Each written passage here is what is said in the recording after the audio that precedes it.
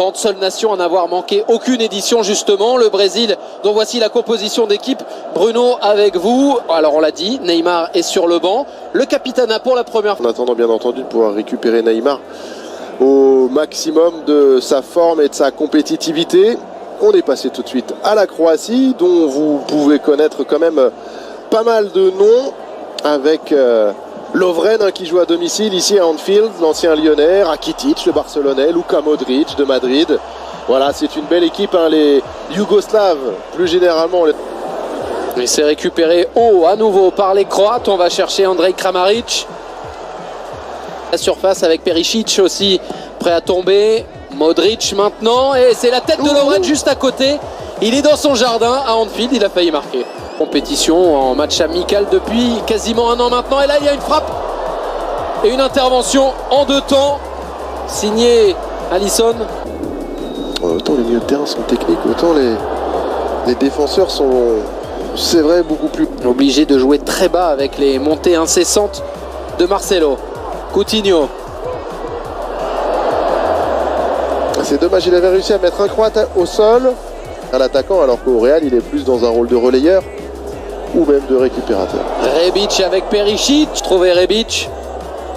Rebic face à Danilo une fois. Rebic pour centrer, il allait chercher Kramaric. Le contrôle peut-être en trop pour l'attaquant d'Offenheim. C'est ce pressing croate, là ça va peut-être être le cas. Avec Willian servi par Gabriel Jesus. Paulinho qui est monté. Willian, le centre, le tir, c'était entre les deux, ça revient pour Danilo. Des gays comme Pippo Inzaghi qui va vous marquer 40 buts par saison. J'ai pas cette sensation-là. Paulinho s'est détourné. Paulinho encore, la même chose. Mais bon. Willian.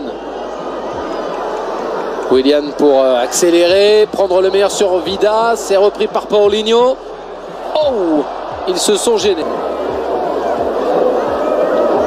Willian toujours face à Vida, Paulinho.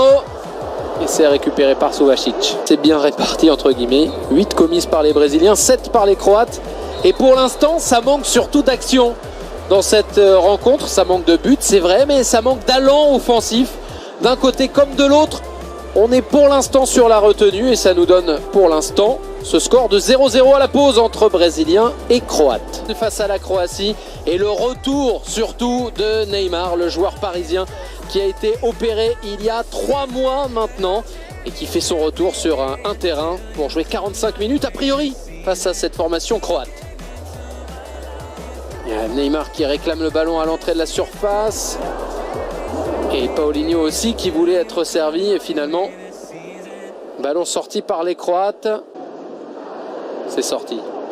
Récupération de Marcelo, la frappe de loin de Marcelo. Frappe de loin mais pas loin du cadre. Joueur le plus cher de l'histoire du football, acheté par le Paris Saint-Germain il y a un petit peu moins d'un an. Ouais, la frappe de Danilo totalement manquée, on l'a vu au moment du tir. Neymar, la frappe de Neymar, c'est cadré. Et c'est la première fois que ça arrive pour le Brésil dans cette partie. Il a fallu attendre la 57e minute. Il a fêté il y a quelques temps ses 24 ans et c'est sa 40e sélection déjà à Kovacic. La tête, c'était bien fait de la part d'Ante Rebic. Mais bonne intervention d'Alisson. Rebic qui s'est battu pour récupérer dans les pieds de Marcelo. Et on peut faire miroir puisque Marcelo lui a fait la même chose. Willian. Ouais, bien joué. Quelle passe. Superbe passe pour trouver maintenant Neymar. Neymar dans la surface, une feinte. Neymar à nouveau, le pied droit. Oh, c'est superbe. Comme il va la chercher. Ce match qui se jouait dans une sorte d'obscurité footballistique, lui a amené la lumière. Une feinte, un contrôle, une frappe et le Brésil qui mène 1-0.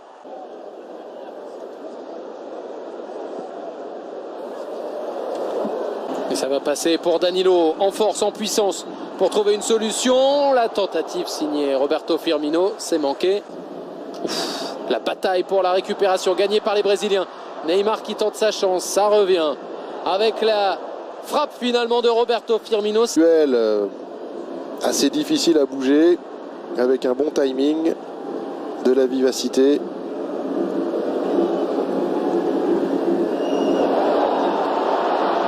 Est-ce que ça va aller au bout pour Roberto Firmino? Oui.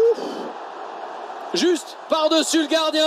Et que dans cette fin de match, le Brésil qui mérite malgré tout sa victoire sans avoir été exceptionnel.